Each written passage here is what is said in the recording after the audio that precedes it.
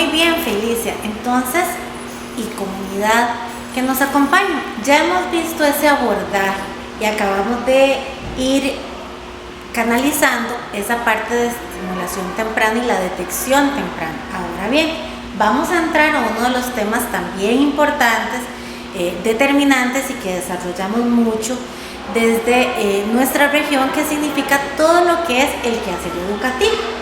Entonces vamos a pedirte que nos cuentes un poco cómo trabajar desde todas estas características y de todas estas condiciones que nos has venido informando, alertas incluso, para poder hacer ese desarrollo del currículum lo más inclusivo posible y poder tener entonces una aula de convivencia y un desarrollo curricular acorde a las características de todos nuestros estudiantes. Doña Yoba, cuando hablamos de, la intervención dentro del salón de clase o cómo manejar al chico TEA dentro del salón de clase, esto es como un mundo, ¿verdad? Vamos a partir de una realidad, vamos a partir de un enfoque de derechos. Tengo una persona que tiene derechos en su desarrollo como cualquier otro niño dentro del salón de clase. Y una de las cosas que tengo que desmitificar es que me llega un chiquito que es un problema al salón de clase, ¿verdad? Que eso es realmente muy doloroso y que lo vimos mucho en los centros educativos, ¿verdad? Es la expectativa de que llega una persona que tiene ciertas características y probablemente me asusto de pensar que no voy a poder abordarlo. Entonces, desde el enfoque de derechos partimos en que tenemos un niño o una niña en una condición de desarrollo y que lo que tenemos que observar es que esta persona va a requerir apoyos para poder permitirle su desarrollo integralmente. Entonces, desde esta idea, lo que también es muy importante que entendamos es que necesitamos que los docentes y las docentes realmente estén sensibilizados al tema, que tengan la apertura para saber que voy a recibir a esta persona con todo el deseo, manejándome yo mis propias inquietudes y mis propios temores y que a partir de aquí yo le voy a ofrecer un proceso educativo inclusivo. Porque muchas veces, sin darnos cuenta, generamos nosotros mismos una condición de exclusión, solamente con mi forma de percibir o de pensar a la persona que va a llegar al aula. ¿Qué necesita un chico o una chica que llega al aula y que tiene trastorno del espectro autista? Bueno, yo tengo que saber que son niños que aprenden visualmente, ¿verdad? Todo el proceso de procesamiento de la información en todas las demás personas se hace a través del lenguaje, o sea, por las palabras. La persona que está dentro del espectro autista aprende por imágenes y ellos conciben el mundo por imágenes, por eso es que a veces es difícil que comprendan el significado pleno del lenguaje y lo que necesitan es que el ambiente escolar sea un ambiente que esté organizado y estructurado. Recuerda que le dije anteriormente que con ellos habían habilidades que de forma natural nos iban a desarrollar y que nosotros necesitábamos enseñarlas. Hay una área que se llaman funciones ejecutivas. Las funciones ejecutivas son organización, planeamiento, autorregulación, ¿verdad? Dentro de estas funciones ejecutivas son como las habilidades que me permiten estar dentro de la clase para que yo también pueda ir aprendiendo que los periodos de tiempo son estos, que a tal hora voy a tener un recreo, que voy a cambiar de materia. El niño que está o la niña que está dentro del espectro autista necesita que esto se lo enseñemos. Y enseñarlo es un proceso continuo. Todas las personas necesitamos establecer rutinas. Las rutinas tienen un significado muy importante en nosotros porque lo que nos ayuda es a aprender a hacer una estructura mental y con esa estructura yo desarrollo una disciplina. Entonces ya yo hago algo de forma natural y pienso que es así de fácil, pero tal vez nunca percibí el proceso. Con estos chicos, estas rutinas tienen que ser diarias y específicas. ¿Qué necesitan? Necesitan que se les haga una agenda de trabajo, necesitan que se les anticipe qué es lo que ellos van a hacer dentro de la clase. Entonces, es muy importante que yo me organice como profesional o como docente para anticiparle lo que le voy a dar al día siguiente, que yo le pueda enviar a la casa una agenda de trabajo con lo que se va a desarrollar al día siguiente, que pueda tener en mi salón de clase una agenda visual, que la pueda colocar de forma vertical o horizontal en un lugar que tenga visibilidad para él o para ella, y que entonces yo todos los días de forma organizada inicie mi clase diciendo cuáles son las actividades que se van a realizar. Eso le va a permitir a él organizarse. Si él está organizado, no va a tener tanto condición de ansiedad. Si hay cambios abruptos, como normalmente pasa, ¿verdad? Que no llegó un profesor, que se enfermó la profesora, que tenemos que hacer un acto cívico, también esto lo vamos a manejar con él de forma visual para irle explicando cuáles son los cambios que va a tener anticipadamente. Ahora, recordemos que como ellos tienen una condición de neurosensorial, es probable que haya sonidos que para ellos sean realmente difíciles de manejar. No sé, por ejemplo, el timbre para los recreos.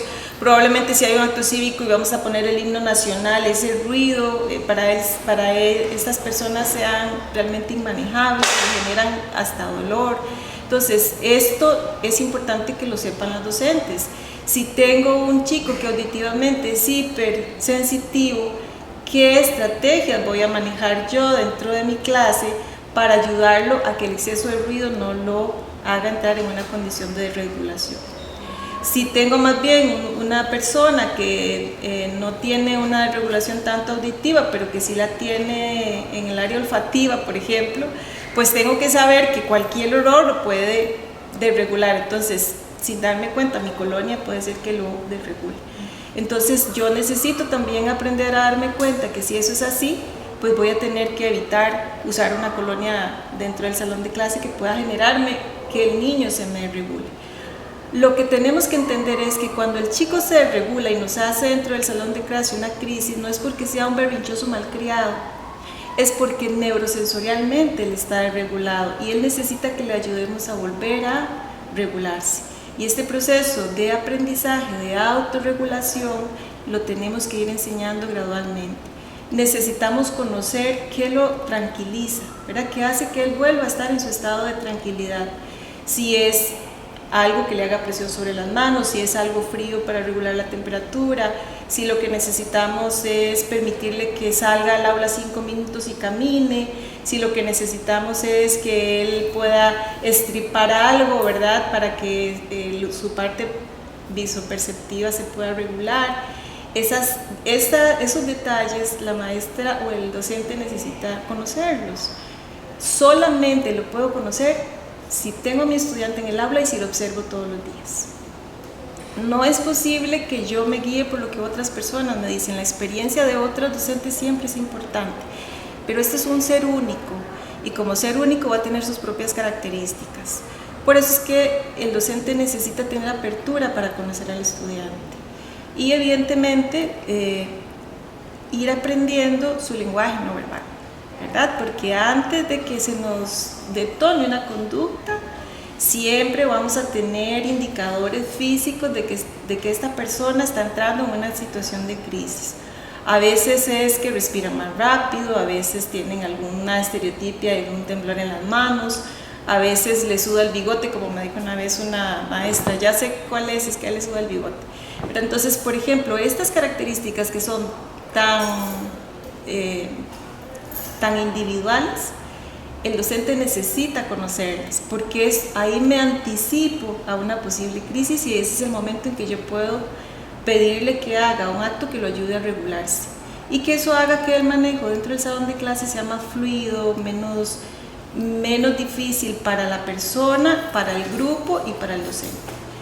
Y finalmente sí creo que tiene que haber un equipo de apoyo, ¿verdad? El docente necesita sentir que tiene un equipo de apoyo. Los docentes en problemas emocionales y de conducta son sumamente importantes. El docente de problemas de aprendizaje, por si tenemos asociado un déficit atencional o si hay alguna condición en el proceso de ir aprendiendo, incorporando la información. son sumamente importantes para un equipo de apoyo. Necesitamos que el comité de apoyo se reúna y analice cuáles son los apoyos que esta persona requiere. Los apoyos no pueden ser fijos, van a ir variando de acuerdo a que las necesidades van cambiando. Entonces sí necesitamos una revisión constante del comité de apoyo, de los docentes de educación especial, del docente regular y de todo el equipo de docentes que trabajan con él. Probablemente vamos a ver que tiene un mejor funcionamiento con el docente de música o educación física que con el docente regular. Estas estrategias que ellos usan pueden servirnos a todos los demás docentes. Y evidentemente no podemos desvincular a la familia, ¿verdad? La familia tiene que estar incorporada acá, porque es la familia la que conoce profundamente a esta persona. Y con la familia podemos coordinar cuáles son aquellas cosas que en casa mamá y papá pueden hacer para ayudarnos a que este chico pueda irse desarrollando de la forma más integral posible. Eso es inclusión, doña Yola. No podemos hablar de inclusión si no estamos todos viendo a esta persona como un centro que requiere de que todos estemos juntos trabajando y no pensando que esta persona es el problema y que estas conductas que él presenta son el problema.